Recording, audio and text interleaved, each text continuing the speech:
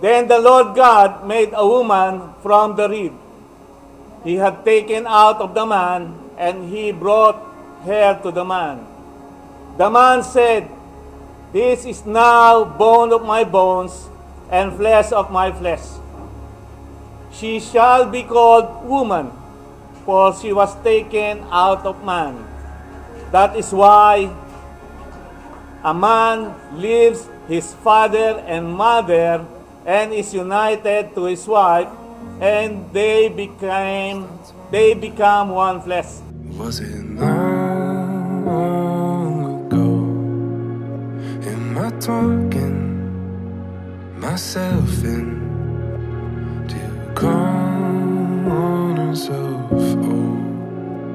our journey, seed though slowly sown, brought the gift of joy now. Paano kami nagkakilala? Sa school namin ng college. Best friend ko, may jowa siya. Yung jowa niya, best friend si Rolene. Doon ko siya na unang nakita at nakausap. Parang common denominator lang namin yung mga kaibigan namin. You'd be the one to let me know. I still remember talking, though I was never wandering on my own. I still remember walking. Just remember, I want to. Bakit si Ken?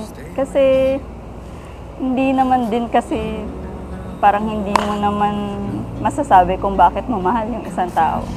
Mararamdaman mo lang siya. Bakit si Rolene? Kasi kaya niyang i-handle yung mood swings ko. Kaya niyang tanggapin kung ano ko nung mga panahon na hindi ko rin kilala yung sarili ko. Tapos wala, parang lagi siyang naniniwala kung ano man yung sabihin ko.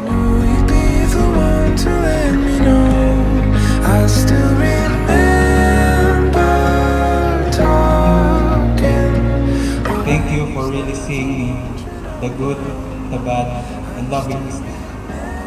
Thank you for loving me unconditionally and bringing out the best in me. Palagi kong tinatanong si Lord kung anong plano niya sa buhay ko. Pero alam mo, mahal ako ng Diyos dahil binigay ka niya sa akin. I will choose you even when we forget all our promises. At kung maging sobrang hirap man ang pinagdaraanan natin, I will still choose to love you. At sa araw na ito, gusto ko lang malaman mo na ito ang desisyon hindi ko pagsisisihan. Mahal kita.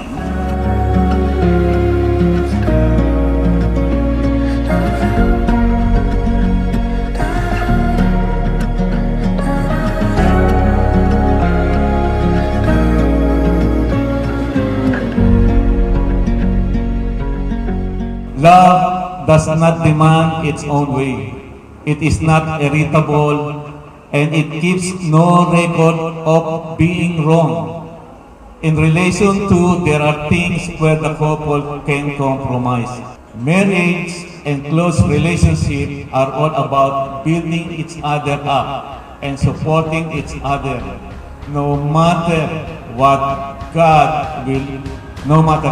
God will watch over both of you as you do so.